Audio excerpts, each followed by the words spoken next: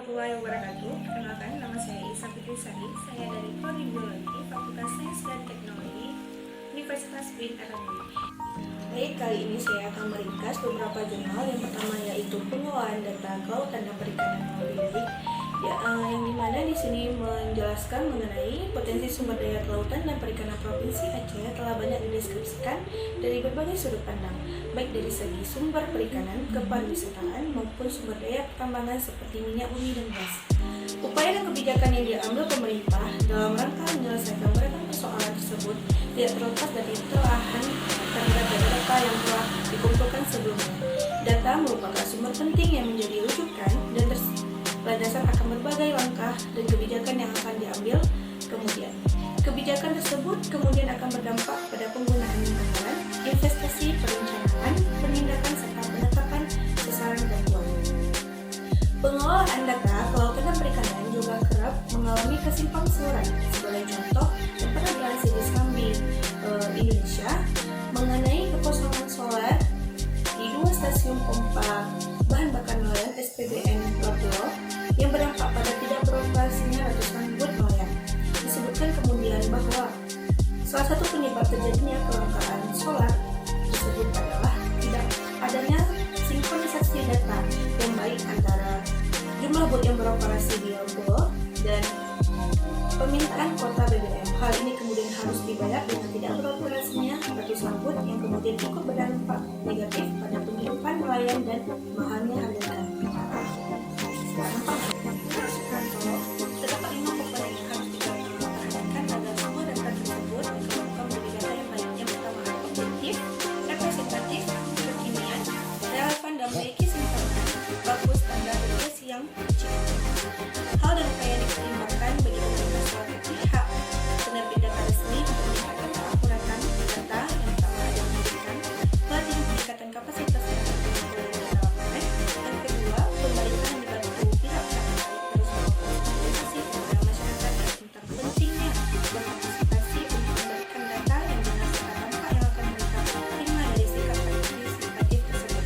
Yang ketiga, meningkatkan kapasitas anggaran, penelitian dan pengembangan atau litbang. Yang keempat, meningkatkan kerjasama antara instansi dengan yang berkaitan. Yang kelima, menumbuh kembangkan integritas dan keberanian menyampaikan data yang objektif.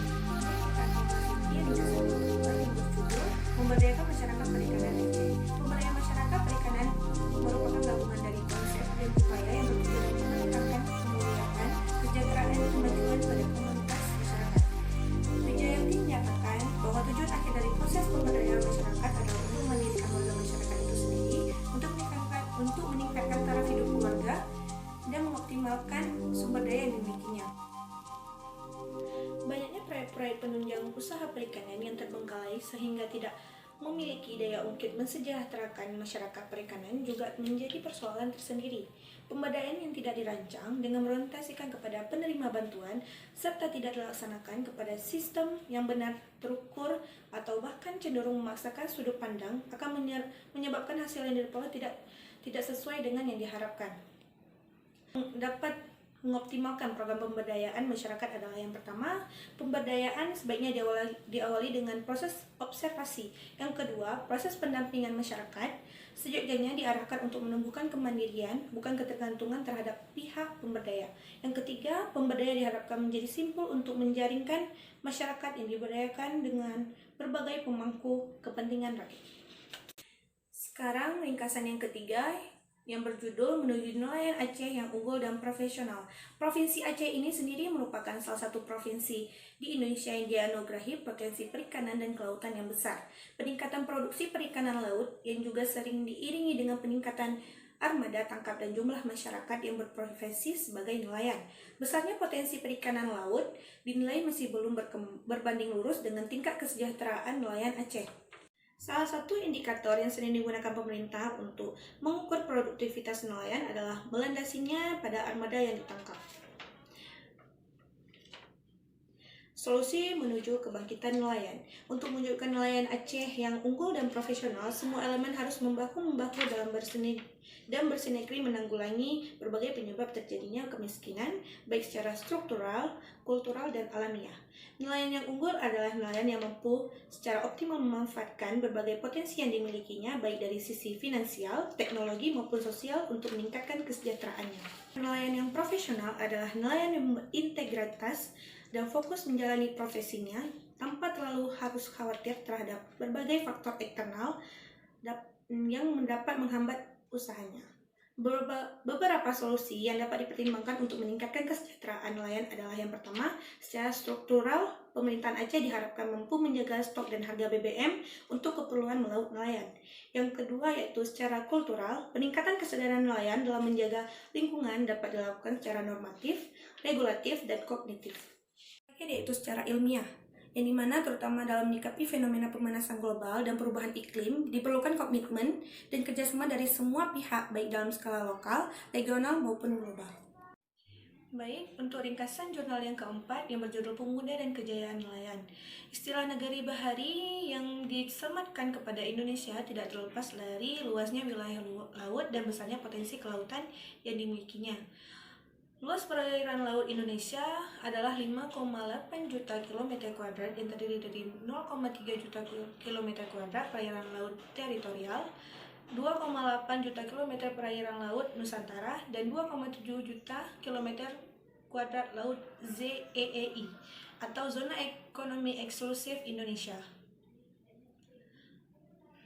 Sebagai negara yang dikaruniai potensi bahari yang begitu kaya, sejatinya potensi tersebut dapat dimanfaatkan untuk mensejahterakan masyarakat Indonesia.